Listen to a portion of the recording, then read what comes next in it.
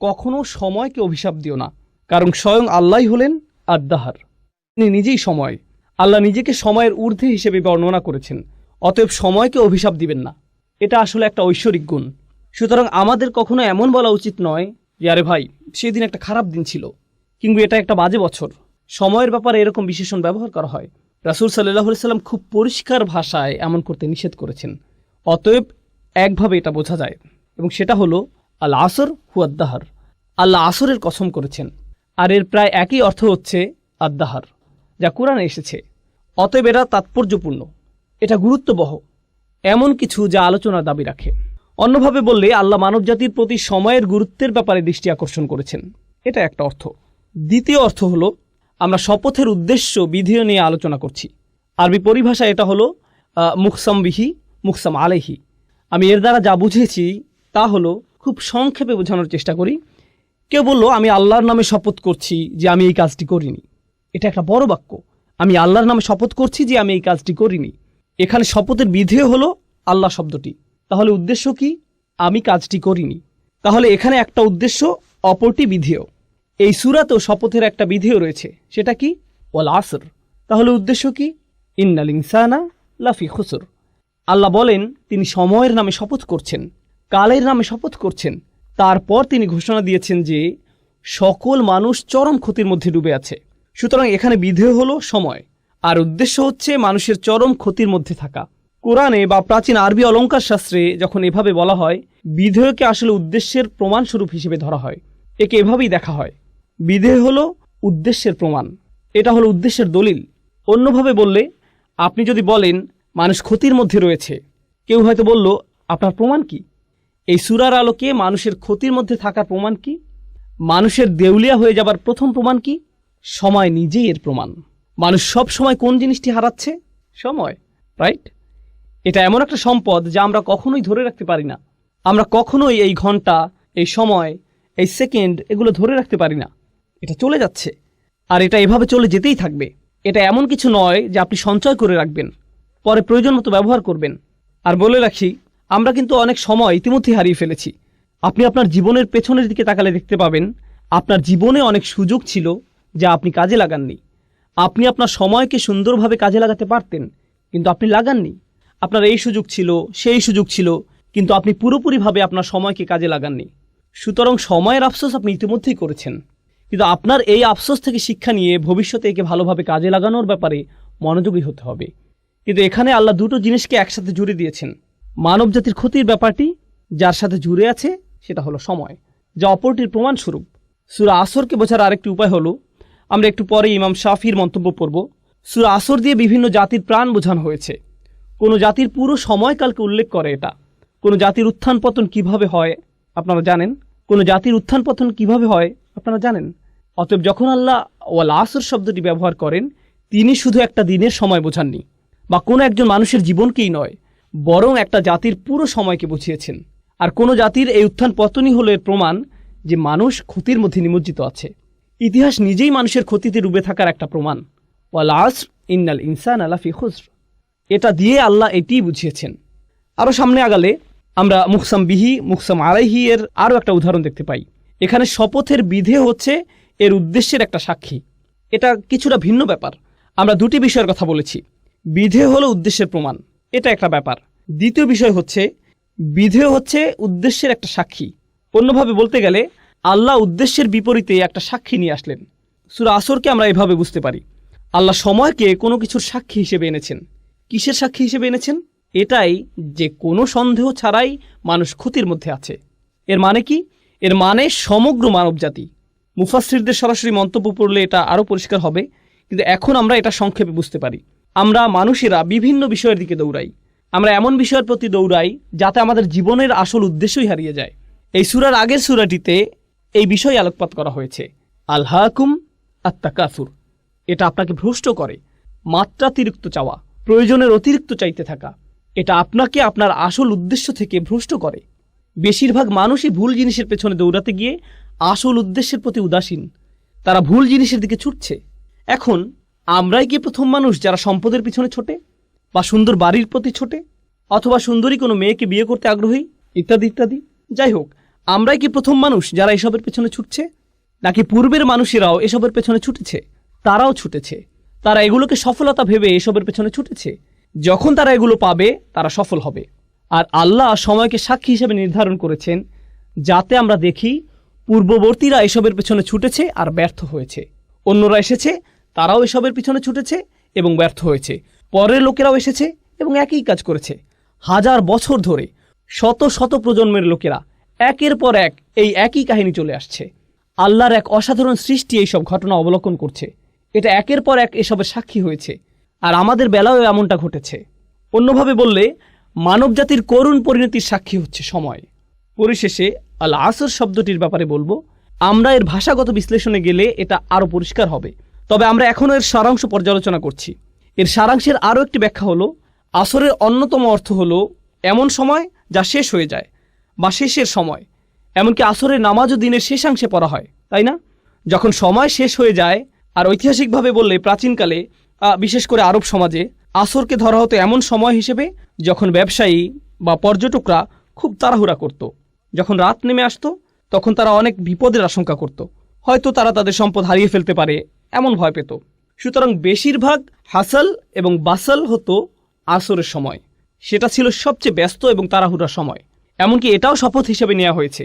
আল্লাহ দিনের অন্যান্য সময় শপথ হিসেবে ব্যবহার করেছেন। তিনি বলেন, অসুবহি ইদা আসফার ওয়াল ফাজরি ওয়া লায়ালিন আশর ওয়াদ-দুহা। এগুলো দিনের বিভিন্ন সময়ের বর্ণনা। আল্লাহ দিনের ভিন্ন সময়ের বর্ণনা দিয়েছেন। তিনি দিনের বিভিন্ন সময়ের কসম করেছেন। এমনকি ওয়ান নাহারি ইদা তাজাল্লা, রাইট, দিনের বেলার বর্ণনা। কিন্তু আসরের বর্ণনার বিশেষত্ব হচ্ছে এটা এমন সময় যা দিয়ে তাড়াহুড়া করা বোঝায়।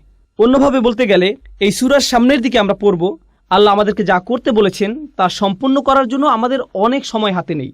এটা একটা জরুরি অবস্থার মতো, যা করার তাড়াতাড়ি করতে হবে। কারণ আমরা আমাদের জীবনের ভোর পার করে এসেছি, আমাদের জীবনের সূর্যাস্তের সময় ঘনিয়ে আসছে। সুতরাং আমাদের যা করার এখনই করতে হবে। আমাদের সময় শেষ হয়ে যাচ্ছে, সময় ফুরিয়ে যাচ্ছে। এই ধারণাটি ছোট একটা শব্দ আল আসর দিয়ে বোঝানো হয়েছে। সুতরাং এই শপথের শেষ মাহাত্ম্য হচ্ছে এতে তাড়াতাড়ি করার কথা বলা হয়েছে। এখানে বেশ কজন আলেমের মধ্যে মুফতি মুহাম্মদ শফি অন্যতম, যিনি সূরা আসরের মানুষের যে ক্ষতির কথা চিত্রিত হয়েছে তার তুলনা করেছেন এমন একজনের সাথে যে বরফ বিক্রি করছে। প্রাচীনকালে তো ফ্রিজ ছিল না, তাই না? সুতরাং বরফ বিক্রেতার তো খুব বেশি সময় নেই, আর এটা দ্রুত গলে শেষ হয়ে যাচ্ছে। তাকে এই সময়ের মধ্যেই ক্রেতার কাছে পৌঁছাতে হবে এবং এগুলো বিক্রি করতে হবে। আর যদি সময় ফুরিয়ে যায় তাহলে এই সকল পরিশ্রম বৃথা যাবে। অতএব তার যে কাজ তা তাড়াতাড়ি সম্পন্ন করতে হবে। এই সূরার মাঝের আয়াতের সারাংশ নিয়ে আমরা পরে আলোচনা করব। শেষ আয়াতটি নিয়ে একটা কথা এখানে বলতে চাই। মূলত সূরা আসরের শেষ আয়াতটিতে 4টি অংশ আছে, এমনটি ভাবা হয়। অবশ্যই সহজ করে দেখলে এমনই মনে হবে। ইল্লাল্লাযীনা আমানু প্রথম অংশ, আমিলুস সলিহাত দ্বিতীয় অংশ, ওয়াতাওয়াসাউ বিল হক তৃতীয় অংশ, ওয়াতাওয়াসাউ বিস সবর চতুর্থ অংশ। তাহলে এখানে 4টি শর্ত রয়েছে।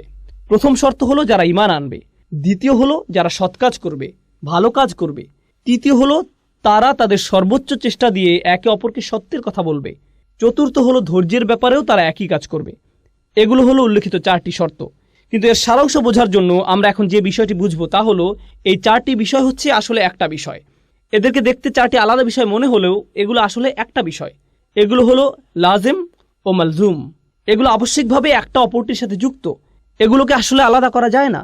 আর আসলে বাকি সব কিছুই প্রথমটির ফলাফল, সেটা হচ্ছে ঈমান। প্রথম যে বিষয়টি বলা হয়েছে তা হলো ঈমান, আর এরপর আরও 3টি বিষয় বলা হয়েছে।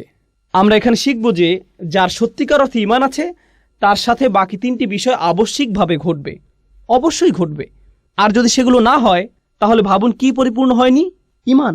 অতএব কেউ যদি তার ঈমান আছে কিনা পরীক্ষা করতে চায়, সে সূরা আসরে বর্ণিত ঈমানের ন্যূনতম পরিমাণ যাচাই করে দেখতে পারে। ঈমানের ফলাফল কি? কেউ ঈমান আনলে এর পরে কি ঘটে? আমিলুস সলিহাত, তাওয়াসাউ বিল হক, তাওয়াসাউ বিস সবর। যদি এই বিষয়গুলো না ঘটে তাহলে নিশ্চয়ই ঈমানের কোথাও ঘাটতি আছে। আর বলে রাখি, এই সবগুলোই একটি অপরটির সাথে গভীরভাবে জড়িত। ধরা যাক আপনি যদি দ্বিতীয় পয়েন্টটি নেন, আমিলুস সলিহাত, তারা সৎ কাজ করে। এরপরে কি আছে? তারা সত্যকে উপভোগ করে। তারা ভালো কাজ শুধু নিজেদের মধ্যে রাখে না, প্রচলিত অর্থে এই ভালো কাজ অন্যদের মধ্যেও ছড়িয়ে দেয়, সত্যকে অন্যদের মধ্যে ছড়িয়ে দেয়। অন্যভাবে বললে, আপনি যদি সত্যিই ভালো কাজ করেন, এটা শুধু আপনার নিজের কাছে রাখা আপনার জন্য অসম্ভব হবে। এটা সম্ভব নয়। অবশ্যম্ভাবীভাবেই আপনি এটা অন্যদের কাছে ছড়িয়ে দিবেন। এটাই ভালো কাজের নমুনা। আর যখন আপনি অন্যদের মধ্যে ছড়িয়ে দিবেন, আপনি কিছু মানুষ পাবেন যারা আপনার এই কাজকে পছন্দ করবে, আবার কিছু মানুষ পাবেন যারা আপনার এই কাজকে ঘৃণা করবে। আর যখন আপনি এমন কিছু মানুষ পাবেন যারা আপনার কাজকে ঘৃণা করছে, আপনি আবশ্যিকভাবেই নিজের মধ্যে কি তৈরি করবেন? সবর। আপনার অবশ্যই এটা থাকতে হবে। এগুলো প্রত্যেকটি সম্পর্কযুক্ত বিষয়, এগুলো একটা অপরটির সাথে যুক্ত। আর সামনে এগুলো নিয়ে আমরা আরও যাচাই করবো ইনশাআল্লাহ তাআলা। এই জন্য এই সূরাটি ইমানের বিভিন্ন ফলাফলকে সবচেয়ে সুন্দরভাবে ফুটিয়ে তোলে, যা কোরআনে দু একবার এসেছে। কখনো আল্লাহ বলছেন আল্লাযীনা আমানু, আল্লাযীনা আমানু, শেষ, ব্যাস। কারণ বাকিটুকু কি? ইমানের ফলাফল। সুতরাং আপনি যদি ইমানকে ভালোভাবে বুঝতে পারেন, তাহলে বাকিটুকু এমনিই বুঝে যাবেন। কখনো আল্লাহ একটু বাড়িয়ে বলেছেন আল্লাযীনা আমানু ও আমিলুস সলিহাত, দুটি বিষয় বলা হয়েছে। কিন্তু এই সূরায় তিনি দুটি বিষয় বলেননি, তিনি চারটি বিষয় বলেছেন। আর আপনি যদি লক্ষ্য করেন, এগুলোর মধ্যে শেষের দুইটি কি? তাওয়াসাউ বিল হক, তাওয়াসাউ বিস সবর। এগুলো হলো মূলত কাজের বর্ণনা, এগুলো কাজ। সুতরাং আমিলুস সলিহাত একটা কাজ, তাওয়াসাউ বিল হক, তাওয়াসাউ বিস সবর, এই দুটিও হলো আমল, আমালাইন, এই দুটিও কাজ। অন্যভাবে বললে আমরা এখানে জানতে পারলাম যে আল্লাহ দুটি কাজের প্রতি আলোকপাত করেছেন। আমি গতকালও এটা নিয়ে বলেছি, আল্লাহ এখানে এমন দুটি বিষয়ের প্রতি আলোকপাত করেছেন যা সাধারণত মানুষ এড়িয়ে যায়। যখন তারা ভালো কাজের চিন্তা করে, যখন তারা ভালো কাজ করতে চায়, এগুলো তারা সাধারণভাবে ভাবে না। তাই এখানে এই দুটি বিষয় পরিষ্কারভাবে বলে দেওয়া হয়েছে, যাতে মানুষ বুঝতে পারে যে এগুলো হচ্ছে ন্যূনতম। তাওয়াসাউ বিল হক, তাওয়াসাউ বিস সবর, এগুলো সাথে জুড়ে দেওয়া হয়েছে। এখন আমি আপনাদেরকে একটা দৃশ্য কল্পনা করতে বলবো। আমি নিজেও এটা থেকে উপকৃত হয়েছি, যা আমার শিক্ষক ডক্টর আব্দুস সামি একটা দার্সে বলেছিলেন। ডক্টর ইসরারও এটা নিয়ে বিস্তারিত আলোচনা করেছেন। আমার কাছে এটা খুবই উপকারী মনে হয়েছে। আর সূরা আসরের তাফসিরে যাওয়ার আগে আমরা এর শিক্ষাগুলো নিয়ে আলোচনা করব, এর সারাংশ বুঝব। আমরা এই সূরার শিক্ষাগুলো একজন অমুসলিমের যৌক্তিক দৃষ্টিভঙ্গির আলোকে বোঝার চেষ্টা করব। যখন আপনি একটা সমস্যার সম্মুখীন হন, হয়তো কারোর সাথে বিবাদ, জীবনের কোনো সমস্যা, যে কোনো সুস্থ স্বাভাবিক মানুষ এই অবস্থায় সর্বপ্রথম কি করবে? সে সর্বপ্রথম যেটা করবে তা হলো তার সেই সমস্যাটির অবস্থাটি ভালোভাবে যাচাই করবে। প্রথম কাজ হলো এর আসল অবস্থা বোঝা, এর সত্যিকারের কারণ খুঁজে বের করা। আপনি নিশ্চয়ই মানুষ কি বলে তা দিয়ে এটা যাচাই করবেন না, আপনি নিজেই ঘেঁটে দেখবেন। আর এটা যত বড় সমস্যা, আপনি তত ভালোভাবে এর সত্যতা যাচাই করবেন। আপনি নিজে এর প্রকৃত অবস্থা খুঁজে বের করবেন। এখানে মুসলিম হওয়ার সাথে কোনো সম্পর্ক নেই, বরং এখানে সততার প্রশ্ন। একজন সৎ মানুষ, একজন সৎ বিচারক অবশ্যই এটা করবেন। ধরুন আপনার পরিবারে কোনো বিষয় ঝগড়া লেগেছে, আপনার পরিবারের কিছু সদস্য কোনো বিষয়ে ঝগড়া করছে, আর তারা বিষয়টি আপনার সামনে উপস্থাপন করলো। অসৎভাবে আপনি কি করলেন? আপনি হয়তো আপনার একজন কাজিনকে পছন্দ করেন না, আপনি অন্যজনকে পছন্দ করেন। আপনি যাকে পছন্দ করেন না তার বিরুদ্ধে আপনার রায় দিয়ে দিলেন, ঠিক? কিন্তু সত্যিকারের সততা বা ন্যায় বিচার কি? সেটা হলো আপনি প্রথমে ঘটনার প্রকৃত অবস্থা যাচাই করবেন। ওকে, এরপর আপনি যখন সত্যটি খুঁজে পেলেন, তখন আর এটা খুঁজে পাওয়াই যথেষ্ট নয়, বরং আপনি অবশ্যই এর পক্ষে দাঁড়াবেন, আপনি এর পক্ষে রায় দিবেন। আপনাকে এই সত্যের পক্ষে কাজও করতে হবে। এটাও হতে পারে যে আপনি সত্যটি খুঁজে পেয়েছেন, কিন্তু আপনি সেই সত্যটি পছন্দ করছেন না। আর যখন আপনি সেটা পছন্দ করছেন না, আপনার মন সেই সত্যের পক্ষে কাজ করতে সাড়া দিচ্ছে না। সুতরাং আপনি যা সত্য হিসেবে বিশ্বাস করছেন তা আপনার কাজে পরিলক্ষিত হচ্ছে না। আমরা এমন অবস্থাকে কি বলি? বিশ্বাসঘাতকতা। এটাই নিফাক, এটাই বিশ্বাসঘাতকতা। কিন্তু আপনি যদি কোনো কিছুকে সত্য হিসেবে খুঁজে পান, তখন এটা নিয়ে বাঁচা, এতে লেগে থাকা, বাস্তবায়ন করা, কাজে লাগানো, এটা আপনার সততার মধ্যে পড়ে। আর এটাই আবশ্যিক ফলাফল। এখন আপনার নিজের মধ্যে এটা নিয়ে আসা একটা ব্যাপার যে এটা অন্যায়, আমি এটা আর করব না। আমি খুঁজে পেয়েছি যে এটা একটা খারাপ কাজ, আমি আর কখনো এটা করব না। আমি খুঁজে পেয়েছি এটাই আমার করা উচিত, অতএব আমি এটাই করব। এখন আপনি যখন দেখেন অন্যরা এটা করছে, আমরা এমন একটা সমাজে থাকি যেটা নিজের চরকায় তেল দাও এই নীতিতে চলে। এটা নবীদের নীতি ছিল না, এটা মুসলিমদের নীতি নয়। আমি বলতে চাচ্ছি, যদি নবীরা শুধু নিজেদের চরকায় তেল দিতেন, তাহলে নামাজ ও আল্লাহর জিকির ব্যক্তিগত হতো। সূরা মুজাম্মিলে আমরা দেখি নবী করিম সাল্লাল্লাহু আলাইহি সাল্লামকে বলা হচ্ছে, কুমিল লাইলা ইল্লা কলিলা নিসফাহু আও ইনকুস মিনহু কলিলা আও জিদ আলাইহি ওয়ারাত্তিল কুরআনা তারতিলা। কুরআন পড়ো, আল্লাহকে স্মরণ করো, এটা তার নিজের জন্য। কিন্তু অন্য সূরায় আমরা কি দেখতে পাই? মুজাম্মিল ছাড়া অন্য সূরা কোনটি? মুদ্দাসসির। ইয়া আইয়ুহাল মুদ্দাসসির কুম ফাআনযির ওয়া রাব্বাকা ফাকাব্বির। ওঠো, যাও, সতর্ক করো। কাকে সতর্ক করো? অন্যদেরকে। তাদের বলো যে তারা যা করছে তা ভুল। এখন আপনি যদি আপনার সামনে কোনো কিছুকে ভুল হিসেবে জানেন আর আপনার সামনে তা হয়ে থাকে, মানুষ হিসেবে আপনি এটা মানতে পারবেন না। আপনি বলবেন তোমাদের এটা করা উচিত নয়। আপনাদেরকে একটা বাস্তব উদাহরণ দেই। ধরুন আপনি জানেন অন্যদের মাল সম্পদ নষ্ট করা ভালো নয়, এগুলো মানুষের হক। মানুষের মাল সম্পদের ক্ষতি করা অনুচিত।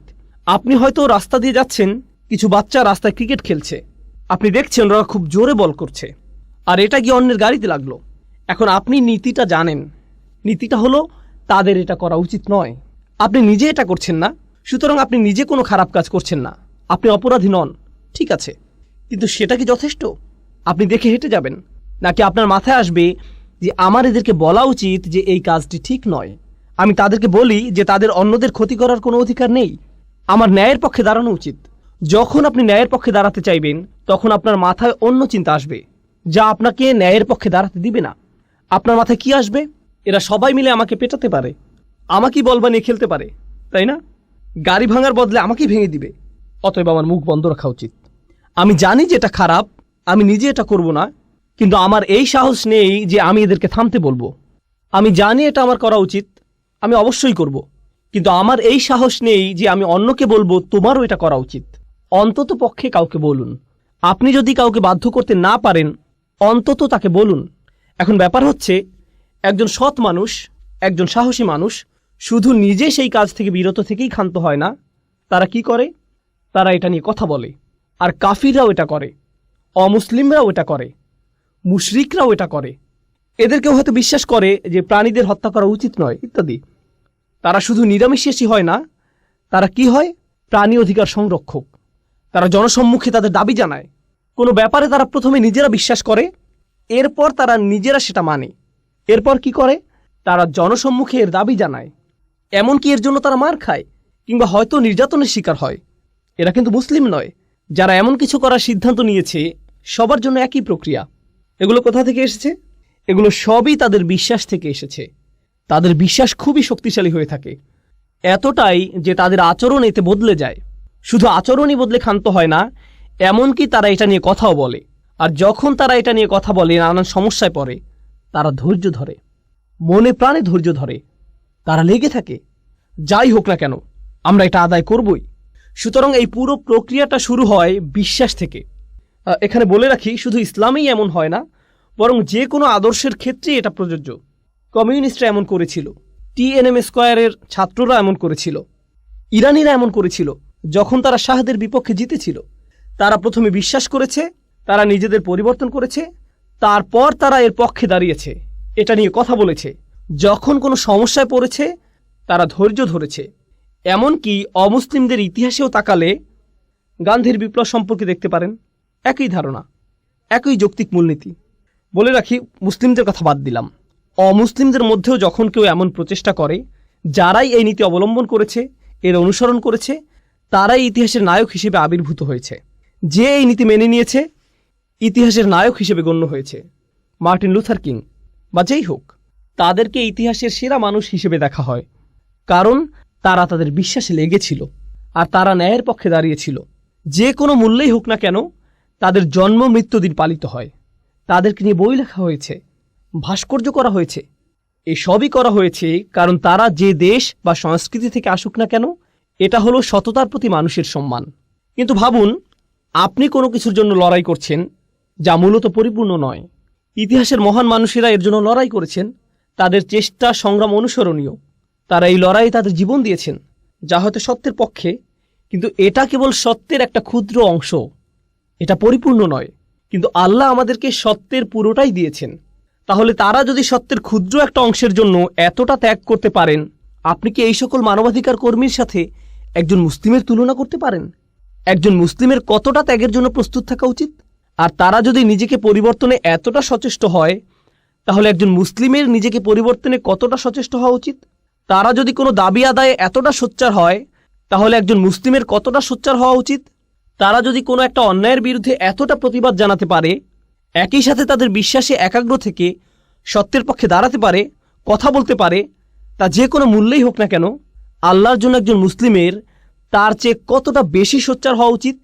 কাফিরদের মধ্যেও ইমানের গুণ থাকতে পারে, তারা সবরের ক্ষেত্রে এতটাই দৃঢ় হয়ে দাঁড়াতে পারে, এমনকি একজন মুসলিমের চেয়েও।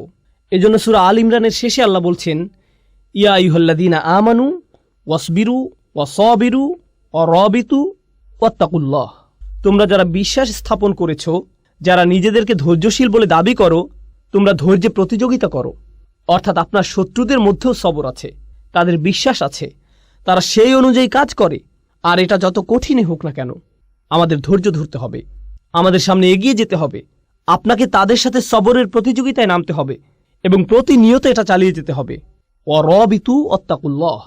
আর আপনার এমন কিছু আছে যা তাদের নেই। আপনার তাকওয়া আপনাকে শক্তি দেবে, তাদের তাকওয়া নেই, এটা তাদের শক্তি যোগাবে না। আপনি সবরের এই প্রতিযোগিতায় তাদেরকে হারাতে পারবেন। সুবহানাল্লাহ। তাহলে তাফসিরে যাওয়ার আগে এটাই ছিল এই সূরার সারাংশ। এখন ইনশাআল্লাহ তাআলা শুরু করতে পারি। আমরা প্রথমে ওয়াল আসর আয়াতটি নিয়ে শুরু করব। আমরা ইতিমধ্যে শপথ ও তার মাহাত্ম্য নিয়ে আলোচনা করেছি। তাহলে আমরা কিছু সাহাবী এবং সালাফদের মন্তব্য পড়তে চাই। আমরা ইবনে আব্বাস রাদিয়াল্লাহু তাআলা আনহুর মন্তব্য দিয়ে শুরু করব। তিনি বলেন, এটা যুগের প্রতি ইঙ্গিত করে, অর্থাৎ বিভিন্ন জাতির সময়কালকে এবং বিভিন্ন যুগ ও শতাব্দীর প্রতি, যা মানবজাতি পার করে এসেছে। অন্যভাবে বললে, যখন আমরা বলি মানুষ ক্ষতির মধ্যে থাকার প্রমাণ হিসেবে আল্লাহ মানবজাতির সমগ্র ইতিহাসকে দাঁড় করিয়েছেন, এমনকি আজ পর্যন্ত, এটাই ইবনে আব্বাস রাদিয়াল্লাহু তাআলা আনহু এক কথায় বলেছেন। ইবনু কিসান বলেছেন, আসর বলতে দিন ও রাত্রিকে বোঝানো হয়েছে। অন্যভাবে বললে, মানুষের রাত ও দিনের মধ্যে পার্থক্য অনুধাবন করে বোঝা উচিত যে সে ক্ষতির মধ্যে আছে। একজন মুসলিম যখন রাতের আধার দেখে এবং যখন সে দিনের আলো দেখে, সুবহানাল্লাহ। সুতরাং এটা বলা খুব সহজ যে দেখুন তারা কি বলছে, কিন্তু যখন তারা এটা বলছে, এর অর্থ আসলে কি? কুরআন পড়ে আমরা কি বুঝলাম, আর দিন বা রাতকে আমরা কিভাবে দেখি, আর কিভাবে আমরা সময়কে দেখি, এগুলো প্রবাহমান বিষয়। মাঝে মাঝে আমরা সালাফদের বিভিন্ন তাফসির দেখি, এক শব্দ বা দুই শব্দ, পুরো আয়াতের তাফসির মাত্র একটা শব্দ। কিন্তু আপনি যদি সেই শব্দটি নিয়ে চিন্তা করেন, আপনি বুঝতে পারবেন এই মানুষগুলো কতটা গভীর জ্ঞানের অধিকারী ছিলেন। তারা খুব অল্প কথায় অনেক কিছু বলে গিয়েছেন। এটা আমরা বললে অনেক কথার প্রয়োজন হয়, কিন্তু তারা খুব অল্প কথায় অনেক কিছু বলেছেন। তাদের ভাষা ছিল অলঙ্কারপূর্ণ। এরপর একইভাবে হাসান আল বাসরি বলেছেন, এটা দিনের শেষাংশ থেকে সূর্যাস্ত পর্যন্ত সময়কে বোঝানো হয়েছে। এখানে আসরের শুরু থেকে সূর্যাস্ত পর্যন্ত সময়কালকে বোঝানো হয়েছে, যা আমি আপনাদেরকে আগেই বলেছি যে প্রাচীনকালে এই সময় অনেক ব্যস্ততা এবং তাড়াহুড়া থাকত। এটা দিয়ে একটা যুগের পরিসমাপ্তিও বোঝানো হয়। মানে হচ্ছে এক একটা দিন এক একটা যুগের মতো, অতএব একটা যুগের শেষ। এটা দিয়ে মূলত বোঝানো হয় যে মানুষের জীবন মূলত মৃত্যুর কিনারায়। মানুষ তার জীবন শেষ হওয়ার কিনারায় দাঁড়িয়ে, ঠিক যেভাবে সূর্যের আলো নিভে যায় আর অন্ধকার নেমে আসে। আপনার এই দুনিয়াবী জীবনটাও শেষ হওয়ার পথে, আর আপনি মৃত্যুর দিকে এগিয়ে যাচ্ছেন। বিষয়টিকে এভাবে ভাবুন, তাহলেই আপনি নিজের মধ্যে ব্যস্ততা নিয়ে আসতে পারবেন। কাতাদা রাদিয়াল্লাহু তাআলা আনহু বলেন, এটা হলো দিনের শেষ ভাগ। দুজনেই মন্তব্য করেছেন যে এটা হলো আসরের নামাজ। আসর সম্পর্কে তাদের অভিমত হলো এটা হচ্ছে সালাতুল আসর। আর এটা মূলত তাফসির করার একটা পদ্ধতির আলোকে বলা হয়। সেটা হলো, যখন আল্লাহ কোনো কিছু নিয়ে কসম করেন, তার অর্থ এটা অবশ্যই কোনো পবিত্র বিষয়। কসম করার কয়েকটি অর্থের মধ্যে এটা অন্যতম। এই পদ্ধতির আলোকে তারা বলেছেন আসরের নামাজ হলো পবিত্র। কিভাবে এটা পবিত্র? আল্লাহ বলেন, হাফিজু আলাস সালাওয়াত ওয়াস সালাতিল উস্তা, তোমরা নামাজকে সংরক্ষণ করো, বিশেষ করে মাঝের নামাজকে। আর মাঝের নামাজ কোনটা? আসরের নামাজ। অতএব আল্লাহ এখানে আসরের নামাজের জন্য বিশেষভাবে একটা পয়েন্ট বলেছেন। আসরের নামাজের ব্যাপারে কেন তিনি বলেছেন? কারণ সেই সমাজের সাথে মিলিয়ে বলেছেন। সেই সমাজে কখন তারা সবচেয়ে বেশি ব্যস্ত থাকতো? আসরের সময়। তখনই মিটিং হতো, আসল কাজটা তখনই করা হতো। দোকানপাট তখনই সবচেয়ে ব্যস্ত থাকতো। যখন দোকানপাট সবচেয়ে বেশি ব্যস্ত থাকে, তখন সেটা বন্ধ করে নামাজে দাঁড়ানো সবচেয়ে কঠিন হয়, তাই না? যখন কোনো গুরুত্বপূর্ণ মিটিং হয়, ঠিক তখনই আসরের সময়, যাতে তাদের দুনিয়াবী কাজ তারা বাদ দিয়ে নামাজে দাঁড়াতে পারে। তাই আল্লাহ এখানে কসম করে বলছেন যে যদি তারা এটা না করতে পারে, তারা চরম ক্ষতির মধ্যে পড়ে যাবে। সুবহানাল্লাহ। তারপরে আইসারাত তাফসিরে আমরা দেখি, এখানে বলা হয়েছে আদ-দাহরু কুল্লুহু, আসর দিয়ে পুরো সময়কে বোঝানো হয়েছে। আর শাব্দিক বিশ্লেষণে আমরা দেখতে পাই এতে আছে আদ-দাহর ও আল আসর। সূরা ইনসানে আল্লাহ বলছেন, হাল আতা আলাল ইনসানি হিনুম মিনাদ দাহর। এখানে দাহর শব্দটি ব্যবহৃত হয়েছে, আর এই সূরায় আসর শব্দটি ব্যবহৃত হয়েছে। অতএব আমরা এই দুইটি শব্দের মধ্যে পার্থক্য বুঝতে পারলাম। যাই হোক, আইসারাত তাফসিরে সময়কে বা সময়ের কিছু অংশকে বোঝানো হয়েছে। এখানে সময়ের অংশ বলার কারণে কিছু কিছু মুফাসসির বলছেন আসর বলতে এখানে নবীজি সাল্লাল্লাহু আলাইহি সাল্লামের জীবনকালকে বোঝানো হয়েছে। তারা একে এভাবে ব্যাখ্যা করেছেন, কারণ কোরআনের অন্যান্য জায়গায় আল্লাহ নবীজির জীবনের শপথ করেছেন, লা উমরুকা, তিনি নবী সাল্লাল্লাহু আলাইহি সাল্লামের জীবনকালে শপথ করেছেন। তাই তারা এখান থেকে এই অর্থ নিয়েছেন যে যখন আল্লাহ বলেন ওয়াল আসর, তার অর্থ এটা দিয়ে নবীজি সাল্লাল্লাহু আলাইহি সাল্লামের জীবনকে বোঝানো হয়েছে। অন্যভাবে বললে শেষ নবীর জীবনকে পুরো মানবজাতির জন্য এমনভাবে পাঠানো হয়েছে, যদি তারা তাকে অনুসরণ না করে তবে তারা ক্ষতির মধ্যে পড়ে যাবে। এ দুটোর মিল বুঝতে পারছেন? কারণ এটা হচ্ছে এই পৃথিবীর সূর্যাস্তের সময়ের মতো, সূর্যাস্ত হওয়ার মতো ঘটনা। তিনি হচ্ছেন শেষ নবী। শেষ নবীর আগমন এই পৃথিবীর শেষ হওয়ার জন্য অনেক বড় একটা নিদর্শন, আর তার জীবনটাই মানুষের এই চরম ক্ষতির অনেক বড় একটা প্রমাণ। সুতরাং এভাবে তারা আল আসর শব্দটির ব্যাখ্যা করেছেন। এরপরে আল জুজাজি বলেন অর রব্বিল আসর। আসলে মুফাসসিরদের মধ্যে কিছু কিছু মুফাসসির এভাবে ব্যাখ্যা করেছেন, যখন আল্লাহ তাআলা কোনো সৃষ্টি নিয়ে কসম করেন তারা ধরে নেন রব শব্দটি মাহযুফ, এর আগে রব ধরে নিতে হবে। সুতরাং তিনি বলেন আমি সময়ের স্রষ্টার নামে শপথ করছি। যখন আল্লাহ বলেন ওয়াল ফাজর, এই মুফাসসিরগণ এর ব্যাখ্যা করেছেন অরব্বিল ফাজর ওয়াদ্দুহা অরব্বিদ্দুহা, এভাবে তারা এগুলো ব্যাখ্যা করেছেন। ইতিহাসে কিছু মুফাসসির এমনটি সব সময় করে গেছেন, যদিও এই মতটি সংখ্যায় নগণ্য, তবু আমি এটা আপনাদের সাথে শেয়ার করা জরুরি মনে করি, কারণ এটাও আহলে সুন্নাহ ওয়াল জামাতেরই অংশ, এটা আমাদের ইতিহাসেরই অংশ। যাই হোক, সবশেষে ইবনে কাসির রাহিমাহুল্লাহ বলেন এটা দিয়ে পুরো সময়কে বোঝানো হয়েছে, যাতে আদম আলাইহিস সালামের সন্তানদের যে কোনো কাজ সংঘটিত হয়েছে, তা হোক ভালো কাজ বা মন্দ কাজ। আর এই ভালো মন্দ উল্লেখ করে তিনি বলতে যাচ্ছেন যে মানুষ যাই করে তার বেশিরভাগই কি হয়, খারাপ না ভালো। যেহেতু তারা খারাপ কাজটাই বেশি করে, তাই তারা ক্ষতির মধ্যে আছে। সময় দিয়ে বোঝানো হয়েছে তাদের দুটো করারই সামর্থ্য আছে, কিন্তু তারা যেহেতু বেশি খারাপ কাজ করে তাই তারা ক্ষতির মধ্যে আছে। এখন আমরা শুধু আসর শব্দটির শাব্দিক বিশ্লেষণ দেখব। আসর শব্দটি একটা ক্রিয়ামূল থেকে এসেছে, যার মূল শব্দ হলো আসরাহু আও ইতাসারাহু, দুটি ব্যবহৃত হয়েছে। ইফতিয়াল একই সাথে সুলাসি মুজাররাদও ব্যবহৃত হয়েছে, যার শাব্দিক অর্থ হলো তিনি চাপ দিয়েছেন, চিপে বের করেছেন, নিংড়ে নিয়েছেন। এমন কোনো কাপড়ের কথা ভাবুন যা পানিতে চুবানো ছিল, আপনি সেটাকে তুলে এমনভাবে নিংড়ে নিলেন যাতে সমস্ত পানি বের হয়ে আসলো, এভাবে এটা ব্যবহৃত হয়েছে। ফল দিয়ে ওটা বোঝা যেতে পারে, আপনি এমনভাবে ফল চাপ দিলেন যাতে এর সমস্ত রস বের হয়ে আসলো। আরবিতে রস বলা হয় আসিরকে, আর এর ক্রিয়ামূল হলো ইতাসারাহু। উদাহরণস্বরূপ ইতাসারাত তুফাহ, এর মানে হচ্ছে সে আপেলের রস বের করে ফেলল, কোনো কিছু নিংড়ে বের করা, এটা হচ্ছে প্রথম অর্থ। আসর সাওবান, সে কাপড় থেকে পানি বের করে ফেলল। এরপর কোরআনে আমরা পাই অফিহি ইয়াসিরুন, এটা হলো মুদারে, এভাবেও কোরআনে এসেছে অফিহি ইয়াসিরুন, তারা এ থেকে জুস বের করে নিল। যেভাবে তারা আগের কালে আঙুর বা জলপাই জাতীয় ফল থেকে মদ বানাতো, এখানে সে চিপে বের করা বলতে এরকম বোঝানো হয়েছে, যেভাবে রস বের হয়ে আসে। একজন কবি বলেন আমাদের নেতাদের মধ্যে কেউ যদি আপনার মতো এভাবে চিপে বের করে দিত, মানে হচ্ছে এক গোত্রের একজন অন্য গোত্রের নেতার কাছে গিয়ে কিছু টাকা পয়সার আশা করত। সে টাকা পয়সা পাওয়ার আশায় তাকে গিয়ে বলতো আপনার এত টাকা আছে, আপনি যা খরচ করেন তা তো কেবলমাত্র কিছু বিন্দুকণা, এই ধনভাণ্ডারের পুরোটাই আপনার আছে। আমার আশা আমাদের নেতারাও আপনার মতো এভাবে টাকা খরচ করত, যদি আমরা তার কিছু বিন্দুকণা উপভোগ করতে পারতাম। আসলে সে তাকে প্রশংসা করত যাতে সে কিছু টাকা পেতে পারে, এটাই কাব্যের বৈশিষ্ট্য। এই কবিতাগুলো পড়ার সুবিধা হচ্ছে এ থেকে আপনি তৎকালীন আরবের ভাষার ব্যবহার সম্পর্কে ধারণা পাবেন।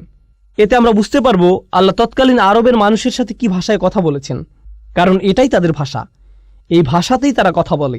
এরপরে আমরা দেখি আসরাত শব্দের ব্যবহার। প্রাচীন আরবের একটা চমৎকার শব্দ, এটা এমন নারীকে বোঝাতে ব্যবহৃত হয়েছে যে তার পূর্ণ যৌবনে পা দিয়েছে, কেউ তার যৌবনের শেষ অবস্থায় পড়েছে, তখনই আসরাত স্ত্রীবাচক শব্দ ব্যবহৃত হয়েছে। অথবা এমন মেয়ের ক্ষেত্রে যে প্রাপ্তবয়স্ক হয়েছে, তখনও আসরাত শব্দের ব্যবহার হয়েছে। এখানে আমরা পাই মেঘেরা এমন অবস্থায় পৌঁছেছে যাতে বাতাস এসে তাদের নিংড়ে দিয়ে যায়। এটা একটা ছবির মতো ভাষা। মেঘগুলো কাপড়ের সাথে তুলনা করা হয়েছে, যা এমনভাবে চিপড়ানো হয় যাতে বৃষ্টি ঝরে পড়ে। কোরআনেও আমরা এই শব্দের ব্যবহার দেখতে পাই, ও আনজালনা মিনাল মুসিরাতি, একই শব্দ, ও আনজালনা মিনাল মুসিরাতি মা আনসাজ্জাজা, একই মূল শব্দ ব্যবহৃত হয়েছে। আমরা মেঘমালা সৃষ্টি করেছি যা নিংড়ে বের করা হয়, অর্থাৎ বাতাসে এরা একে অপরের সাথে ধাক্কা খায়, এভাবে এগুলো চাপ খায় এবং বৃষ্টি পড়ে। এই আয়াতে এরকম চিত্র আমরা দেখতে পাই। আমি আপনাদের আগেও বলেছি, আমি এখন বলছি এটা কোথা থেকে এসেছে। শরহে শাফিতে শিহাব লিখেছেন আসর হচ্ছে এমন একটা সময়কাল যখন কেউ মারা যায়, অথবা এমন সময়কাল যা ইতিহাসে দেখা যায় যখন কোনো জাতি বিলুপ্ত হয়, যখন কোনো জাতি ধ্বংস হয়। এটা আমি আপনাদেরকে শুরুতে বলেছিলাম। এমন সময় যখন তাড়াহুড়া করা হয়, কিংবা এমন সময় যাতে মানবজাতির করুণ পরিণতি ঘটে। আসরের সাথে এই দুটি অর্থই সম্পৃক্ত। পরিশেষে আমরা আরও কিছু দেখি, যেমন মা ফাআলতুহু আসরান। এটা বলতে বোঝানো হয় আমার কাজটি যখন করা উচিত ছিল আমি তখন করিনি। সুতরাং আসর হচ্ছে এমন সময় যাতে আপনার কোনো কিছু করা উচিত।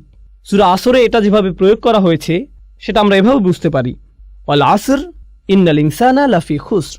মানুষ নিঃসন্দেহে ক্ষতির মধ্যে আছে, আর এর পরিবর্তনের সময়টি হচ্ছে এখন, এই মুহূর্তে এটা পরিবর্তন করা উচিত। আসর শব্দের এটা একটা মাহাত্ম্য। একইভাবে এমন সময় এসেছে যখন তার আসার কথা নয়, যখন তার আসার কথা নয়, এমন সময় যখন তার আসার কথা নয়। এগুলো হচ্ছে শুধুমাত্র আসর শব্দের অর্থ। আমাদেরকে সময়ের প্রতি গুরুত্ব দেওয়ার কথা বলা হয়েছে, যা প্রতি মুহূর্তে আমাদের কাছ থেকে হারিয়ে যাচ্ছে। মুফাসসিরদের বিভিন্ন মন্তব্যের সূক্ষ্ম ব্যবহার বা ব্যাকরণগত পর্যালোচনা আমাদের কাছে কিছুটা কঠিন লাগতে পারে, কিন্তু আসুন আমরা ভেবে দেখি এটা কিভাবে আমাদের কাজে লাগতে পারে। আমাদের দিনে 24 ঘন্টা সময় আছে। এর মধ্যে কয় ঘন্টা আমরা ঘুমিয়ে কাটাই, কয় ঘন্টা আমরা কাজ করি, কয় ঘন্টা আমরা দুনিয়ায় সঞ্চয়ের কাজে ব্যবহার করি, হয়তো দুনিয়ার বিল পরিশোধ করার কাজে, কিন্তু কয় ঘন্টা আমরা আখিরাতের বিল পরিশোধ করার কাজে ব্যবহার করি, কয় ঘন্টা আমরা আল্লাহর হিসাব নিকাশের সামনে দাঁড়ানোর জন্য নিজেদের প্রস্তুত করি। এখানে বাৎসরিক একটা হিসেব আপনাকে দিতে হবে, কিন্তু আসল হিসাব সামনে আসছে, যেখানে আমাদের প্রত্যেকটি কাজের হিসাব আমাদের দিতে হবে। আমি এটা সবসময় বলে থাকি, এই সূরায় আসর শব্দটির ব্যবহারের তাৎপর্য হলো এখানে একটা দিনের অংশ বোঝানো হয়েছে। আল্লাহ আমাদেরকে আমাদের পুরো জীবনকে তুলে ধরেছেন, যদিও এটা কেবলমাত্র একটা দিন, মাত্র একদিন। আপনি যদি একদিনের জন্য আপনার জীবনকে পরিবর্তন করতে পারেন, তাহলে আপনি আপনার জীবনকেই পরিবর্তন করলেন। কারণ অনেকেই জানেন, অনেকে এখানে ফুল টাইম চাকরি করেন, অনেকে ফুল টাইম ছাত্র, অনেকে সবসময় বাসায় থাকেন। এই দিনগুলো প্রায় একই রকম হয়ে থাকে, একই কাজ, একই রুটিন, একই কাজ বারবার করতে হয়। তাহলে আপনি যদি আপনার দিনের একটা অংশকে পরিবর্তন করতে পারেন, আপনি আসলে আপনার জীবনের একটা অংশকে পরিবর্তন করলেন। আপনি আপনার জীবনের অংশই পরিবর্তন করলেন, আর এই পরিবর্তন করার সময়টা চলে যাচ্ছে। আমি আপনাদের একটা পরামর্শ দেব, এটা তাফসির নয়, বরং আমার নিজের পরামর্শ। তা হলো, রমজানে আমরা আমাদের পরিবর্তন করি, আমরা ঈদের সময় বিভিন্ন পরিবর্তন আনি, আমরা বিশেষ কোনো অনুষ্ঠানে আমরা আমাদের নিত্যকার রুটিনের পরিবর্তন আনি, হয়তো পরিবারের কোনো সদস্যদের মৃত্যুতে, হয়তো সন্তান জন্মের উপলক্ষে, ইত্যাদি কারণে আমরা এই পরিবর্তনগুলো আনি। এরপরে আমরা আবার আমাদের রুটিনে ফিরে যাই, কারণ আমাদের কোনো তাড়াহুড়া কাজ করে না। আপনি দেখবেন, আপনি কখনো বলবেন না আমি আগে ঠিক 9টায় কাজে যেতাম, আমি এভাবে কিছুদিন গিয়েছি, কিন্তু এখন আমি কিছুটা অলস হয়ে পড়েছি, এখন আমি 10টায় বা 11টায় যাই। আপনি এমন বলবেন না, কারণ আপনি জানেন যে আপনি তাহলে বরখাস্ত হবেন। আপনি জানেন যে আপনাকে সেখানে সময় মতো থাকতেই হবে। আসলে আপনি নিজেকে এমনভাবে তৈরি করেছেন যেখানে আপনাকে সময় মতো থাকতেই হবে। আপনার প্রতিদিন সেখানে সময় মতো উপস্থিত হওয়া ছাড়া কোনো উপায় নেই, এছাড়া আপনার কোনো পথ নেই। এভাবে ভাবার কারণে আপনার ধারাবাহিকতা ধরে রাখা সহজ হয়েছে। এখন আর এটা তেমন কোনো কঠিন বিষয় নয়, আপনাকে এটা করতেই হবে। এই নিয়ে দুইবার ভাবার প্রয়োজনও নেই। কেউ আপনাকে হয়তো বলল, ভাই তুমি এটা কিভাবে পারো? আমাকে এটা করতেই হবে। কিভাবে পারি জানি না, আমাকে শুধু এটা এভাবেই করতে হয়। আমরা যদি সত্যিকার অর্থে বিশ্বাস করি, যেভাবে আমরা বিশ্বাস করি যে আমরা যদি সময় মতো উপস্থিত হতে না পারি তাহলে আমরা চাকরি হারাবো, আমরা যদি সত্যি সত্যি বিশ্বাস করি আমরা একটা ক্ষতির দিকে এগিয়ে যাচ্ছি, আর এখানে এমন কিছু আচরণ আছে যা আমাদের মধ্যে আনতে হবে, যেমন নামাজে নিয়মিত হওয়া, উদাহরণস্বরূপ খারাপ কাজ থেকে বিরত থাকা। যদি আমরা সত্যিই বিশ্বাস করি যে আমাদের আচরণে পরিবর্তন না হয় তাহলে আমরা ক্ষতির মধ্যে পড়ে যাব, যেভাবে আমরা চাকরি হারাই। আপনি দেখবেন কোনো ইমিগ্রেশন অ্যাপয়েন্টমেন্টের জন্য মানুষ দেরি করে না, সেখানে মানুষ 2 ঘন্টা আগে গিয়ে বসে থাকে। তারা হয়তো আগের রাত থেকে প্রস্তুতি নিয়ে বসে থাকে, কারণ হয়তো সেখানে ভোরে 6টায় যেতে হবে, তাই হয়তো সে রাতে ঘুমাবেও না, সে আগে আগে যাবে, কারণ সে নিজেকে জানে সে যদি দেরি করে তাহলে সে ক্ষতির মধ্যে পড়ে যাবে। আমরা যদি সত্যিকার অর্থে বিশ্বাস করি যে এমন আচরণ আমাদেরকে ক্ষতির মধ্যে নিয়ে যাবে, তাহলে একটা দিন পরিবর্তন করা আসলে পুরো জীবনকে পরিবর্তন করাই খুব সহজ হয়ে যায়। কিন্তু কখন এটা সহজ হয়? যখন সেখানে বিশ্বাস থাকে। এজন্যই যখন আল্লাহ খুসর নিয়ে বলছেন, সর্বপ্রথম কোন ব্যতিক্রম নিয়ে তিনি বলছেন? কারা? যারা বিশ্বাস করে। এটা কিন্তু সাধারণভাবে বলা নয়, আচ্ছা যারা বিশ্বাস করলো তারা বেঁচে গেল, না। আমরা এখানে এমন সাধারণ বিশ্বাসের কথা বলছি না, এটা হচ্ছে সত্যিকার গভীর আস্থা। আমি যা করছি তা সরাসরি আমার সফলতার সাথে যুক্ত, সরাসরি আমার ব্যর্থতার সাথে যুক্ত।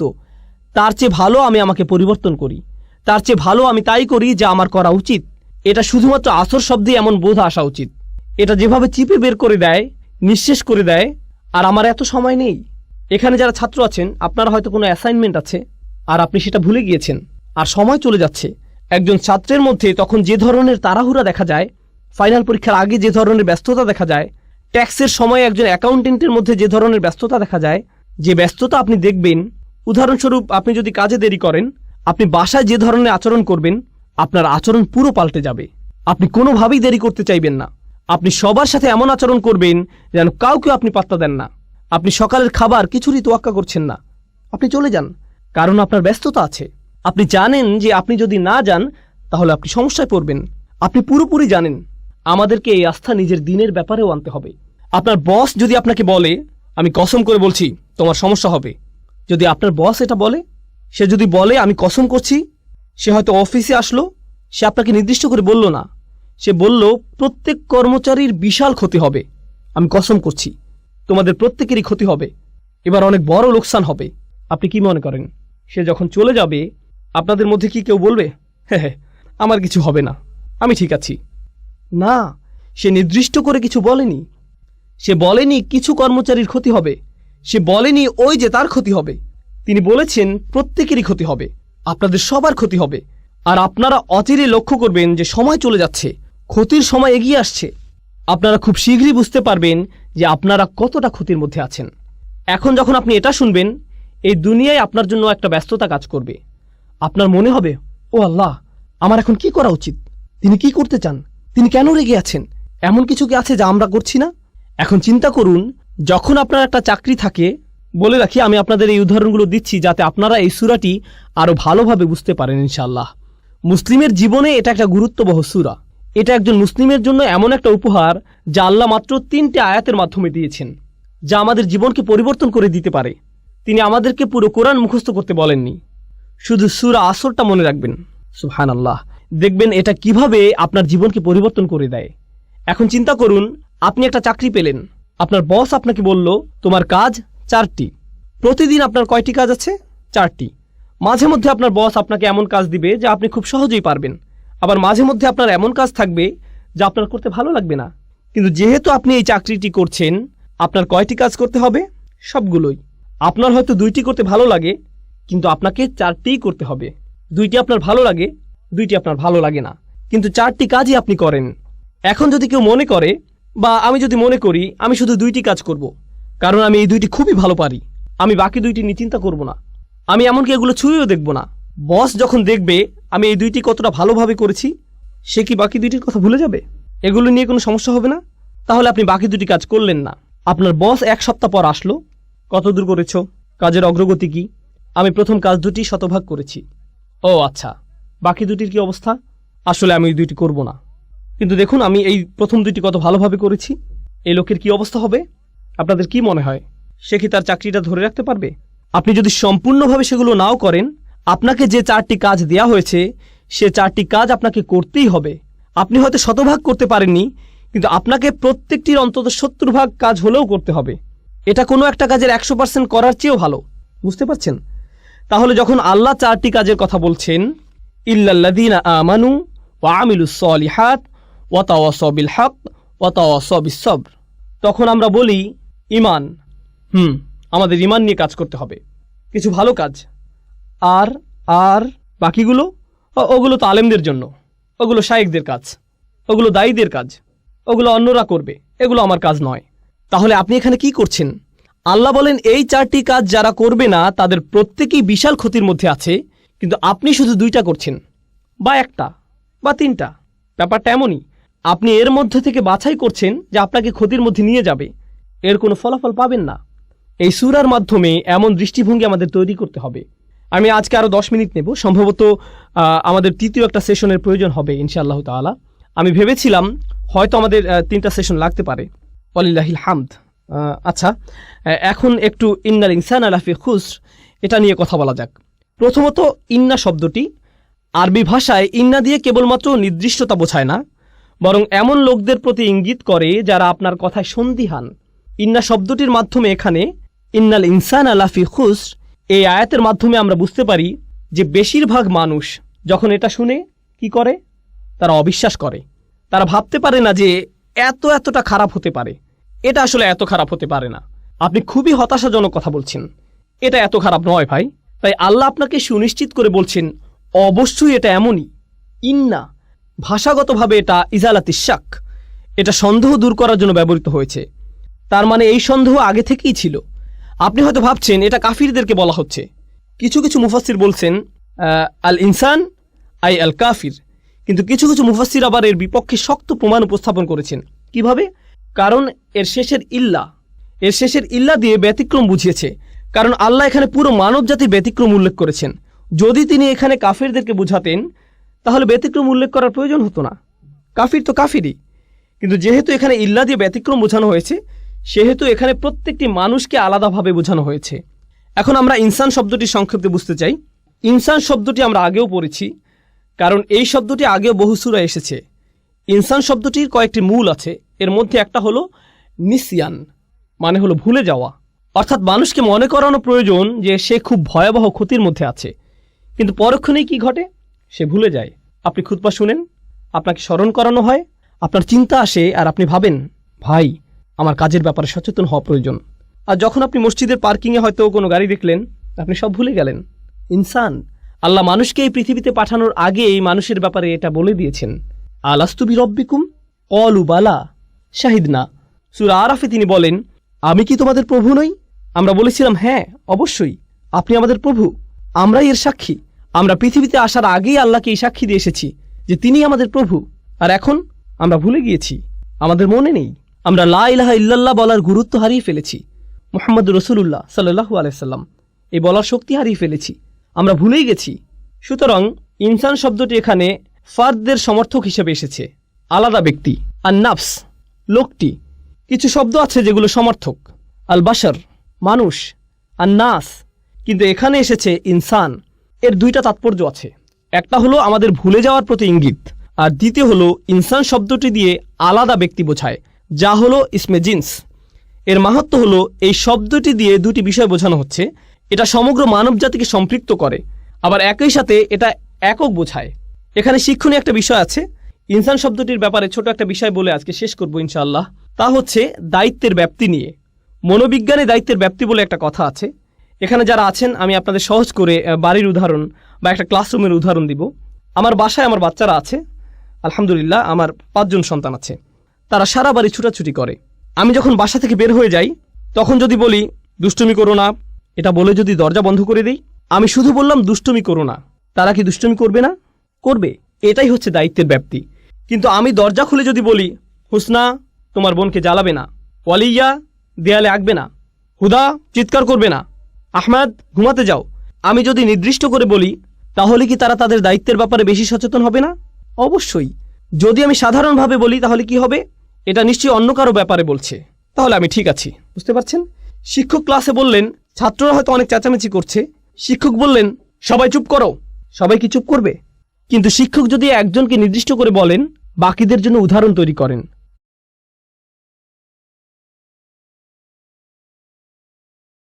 সবার চিৎকার বন্ধ। বলে রাখি শিক্ষকদের জন্য এটা একটা ভালো পরামর্শ। আপনি একজনকে বলবেন করিম তুমি কি এভাবে কথা বলতেই থাকবে? একজনকে বলেন, সবার তখন কি হবে বলুন তো? সবাই চুপ। কেন? আপনি নির্দিষ্ট করে বলেছেন। এখানে দায়িত্বের কোনো প্রসারণ নেই, এখানে কোনো ভাগ নেই। আর বেশিরভাগ সময়ই যখন কাউকে দায়িত্ব দেয়া হয় সে ভাবে এটা গুরুত্বপূর্ণ, কিন্তু অবশ্যই অন্য কেউ আছে যে এটা করতে পারে। হ্যাঁ, এখানে সমস্যা আছে। ধরুন শিক্ষক ক্লাসে প্রবেশ করলেন, এসে বললেন তোমরা বিশাল সমস্যায় পড়তে যাচ্ছ। এটা কিছুটা ভয়ের, কিন্তু আমি যদি করিমকে বলি করিম তুমি জানো না তুমি কতটা সমস্যায় পড়তে যাচ্ছ, এটা কি করিমের জন্য অনেক বেশি ভয়ের না? অবশ্যই, তাই না? তাহলে এখানে যদি বলা হতো ইন্নান নাস আলা ফি খুসর, মানুষ ক্ষতির মধ্যে আছে, এটা একরকম। কিন্তু এখানে এসেছে ইন্নাল ইনসান আলা ফি খুসর, প্রত্যেক এক এবং একক আলাদা ব্যক্তি ক্ষতির মধ্যে নিমজ্জিত আছে। তাহলে যখন কেউ এই আয়াতটি শুনবে তার কার ব্যাপারে ভাবা উচিত? তার নিজের ব্যাপারেই। অন্যদের কথা বাদ, অন্যরা এখানে আসবে না। আমি নিজেই বিশাল ক্ষতির মধ্যে আছি, আমার এই মুহূর্তে অন্য কারো ব্যাপারে ভাবা উচিত না, আমার শুধু নিজের কথাই ভাবা উচিত। যখন নিজেদের আমল প্রসঙ্গে আসে যা বিচারের দিনে আমাদেরকে বাঁচিয়ে দিতে পারে, এখানে কোনো ছাড় দেওয়া যাবে না। সেদিন মা তার সন্তানকে চিনবে না, মা তার সন্তানকে চিনবে না। রাসূল সাল্লাল্লাহু আলাইহি ওয়াসাল্লাম বাদে অন্য সব নবীই বলবেন আমি তোমাদের জন্য সুপারিশ করতে পারবো না, অন্য কোথাও যাও, তোমাদের দেওয়ার মতো আমার কাছে কিছুই নেই। এটা এমন একটা দিন যেদিন ভাই ভাইয়ের কাছ থেকে দূরে সরে যাবে, সবচেয়ে ভালো বন্ধু আর সেদিন বন্ধু থাকবে না। ইয়াউমা ইয়াফিরুল মারউ মিন আখিহি ওয়া উম্মিহি ওয়া আবিহি ওয়া তাকাত্তাআত বিহিমুল আসবাব। সবচেয়ে ভালো বন্ধু আর সেদিন বন্ধু থাকবে না। ওয়া তাকাত্তাআত বিহিমুল আসবাব। ইয়াউমা ইয়াফিরুল মারউ মিন আখিহি ওয়া উম্মিহি ওয়া আবিহি। আপনি আপনার পরিবারকে এতটাই ভালোবাসেন, এখানে বলে রাখি মাঝে মধ্যে মানুষের ভালোবাসার কারণে আমরা খুবই খারাপ কাজ করে ফেলি, আমরা সত্যিকারই খুব খারাপ কিছু করে ফেলি। আর সেদিন যাকে জাহান্নামে নিক্ষেপ করা হবে সে বলবে ওয়ামান ফিল আরদি জামিআ সুম্মা ইউনজিহ। সে আল্লাহকে বলবে আমি কি আমার সন্তানের বদলে এই আযাব থেকে মুক্তি পেতে পারি? আপনি কি আমার ছেলেকে, আমার সন্তানকে আমার বদলে জাহান্নামের আগুনে দিতে পারেন? সেভাবেই বলবে। বা আমার স্ত্রীকে, বা আমার ভাইকে, বা আমার মাকে, ওয়া উম্মিহি ওয়া আবিহি ওয়া সাহিবাতিহি, পরিবারের সবাইকে।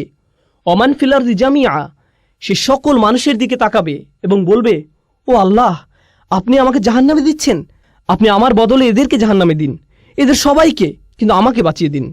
সুম্মা ইউনজিহ, সে যেন মুক্তি পায়। সুবহানাল্লাহ।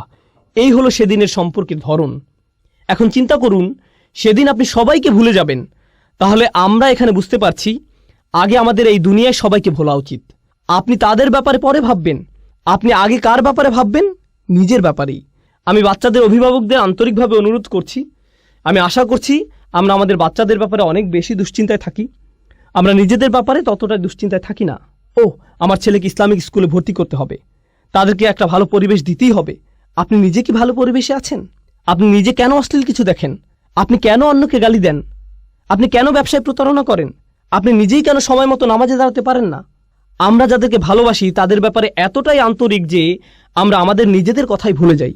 সুবহানাল্লাহ। আপনি কি তাকে এটা বলতে পারেন, সেটা বলতে পারেন?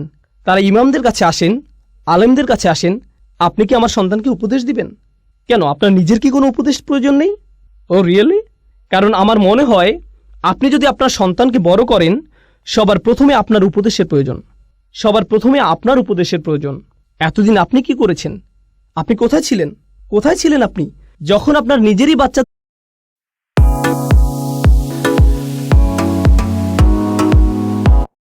জন্য এগুলো করা প্রয়োজন ছিল? সুবহানাল্লাহ। ইন্নাল ইনসানা লাফি খুসর। এই আয়াতের মধ্য দিয়ে আমাদের নিজেদের উপরেই সেই দায়িত্ববোধ ফিরিয়ে দেয়া হয়েছে। আমাদেরকে তাড়াতাড়ি করতে হবে। আসল ব্যাপারটা হচ্ছে আমরা কেউই সেই ক্ষতি থেকে নিরাপদ নই। আমরা এখনো ক্ষতি নিয়ে আলোচনা করছি না, এটা পরবর্তীতে আলোচনা করব। আমরা এখনো শুধুমাত্র ইন্নাল ইনসান এখানে আছি। আমার মনে হয় আজকের মতো এতটুকুই যথেষ্ট। ইনশাআল্লাহ আগামী মঙ্গলবার ইনশাআল্লাহ আমরা বাকিটুকু পড়ে সূরা আসরের দার্স শেষ করব। ইন্নাল ইনসানা লাফি খুসর। সন্দেহাতীতভাবেই, আলাদাভাবে প্রত্যেক ব্যক্তি